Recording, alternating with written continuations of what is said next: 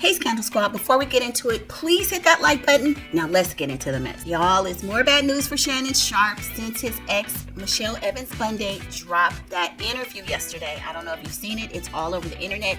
I have a copy on my channel, so go back and check it out if you missed it.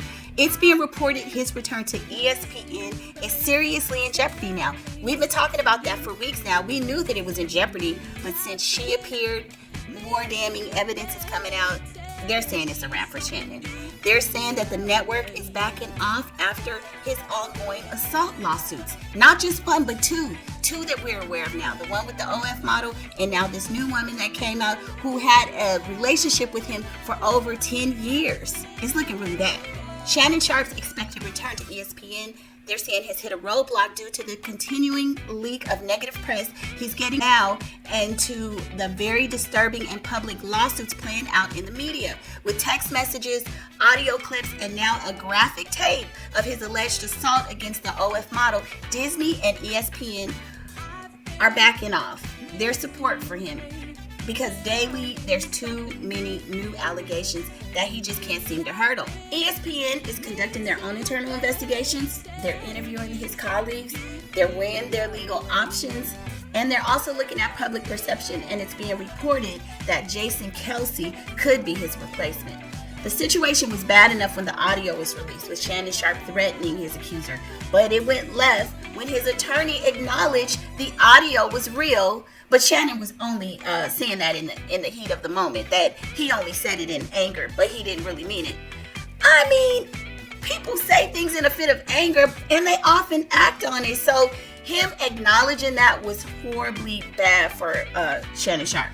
Nobody could defend him threatening that young girl. That, again, is public perception, and the perception is that it's wrong. Just the whole age different. And some people are like, well, you know, Hugh Hefner did it. Other men did it. Yes, they did, but she's alleging RAPE. And then we also hear the audio of him threatening to CHOKE her. So, you know, I get it, but this is looking bad for him. Stephen A. Smith and Shannon Sharpe both appear optimistic that he will return to ESPN following the assault suit. Stephen A. Smith has gone on to say that although he supports and believes in Shannon Sharpe's innocence, ESPN still has to do their due diligence and approach the situation with caution. We all know what that means, y'all. He's going to be asked if he hasn't been already. I mean, that's just how I'm seeing it. The handwriting is pretty much on the wall.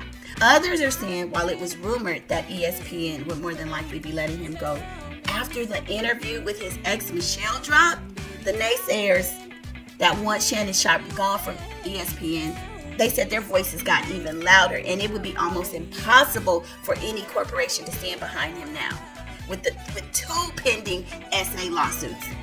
And, you know, there were other reports that, you know, his colleagues, people there, like a lot of people really don't like him. And for years, they have wanted him out. They said that he creates a toxic environment. And with these two kind of lawsuits, that's going to support it. I mean, I don't think it's going to be hard.